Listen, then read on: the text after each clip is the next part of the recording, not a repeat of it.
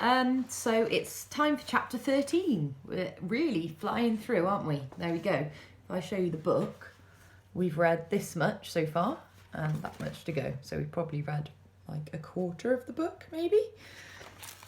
Maybe a third, actually. Anyway, here we go. The big day arrives.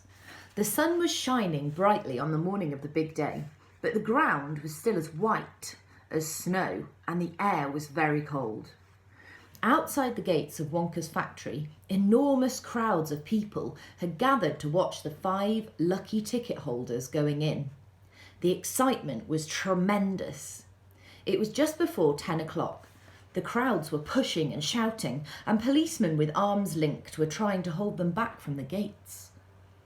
Right beside the gates, in a small group that was carefully shielded from the crowds by the police, stood the 5 famous children, together with the grown-ups who had come with them. The tall, bony figure of Grandpa Joe could be seen standing quietly among them, and beside him, holding tightly onto his hand, was little Charlie Bucket himself.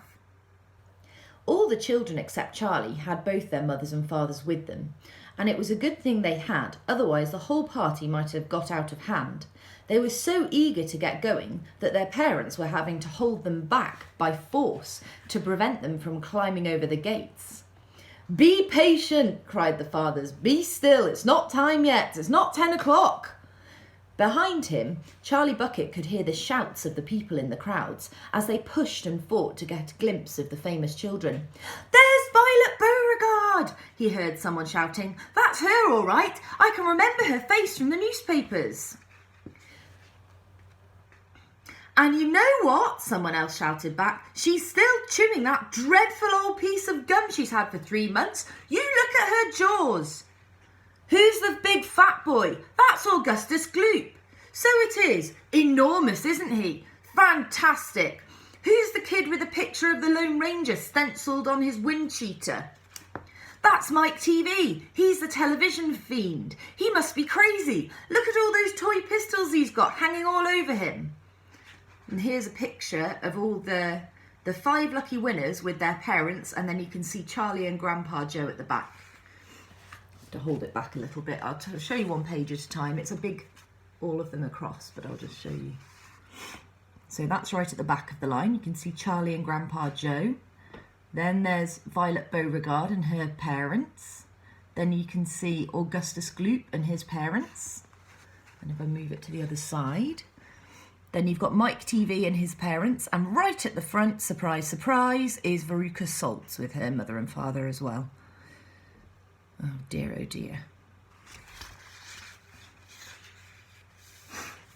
"I want to see Veruca Salt," shouted another voice in the crowd. "She's the girl whose father bought up 500,000 chocolate bars and then made the workers in his peanut factory unwrap every one of them until they found a golden ticket. He gives her anything she wants, absolutely anything. She only has to start screaming for it and she gets it. Dreadful, isn't it? Which one do you think is her? That one, over there on the left. The little girl in the silver mink coat.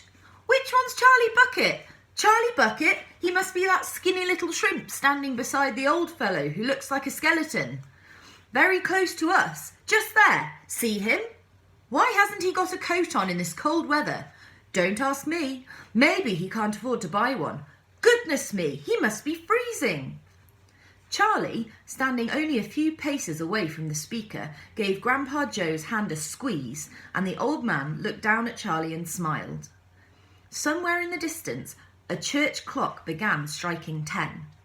Very slowly, with a loud creaking of rusty hinges, the great iron gates of the factory began to swing open.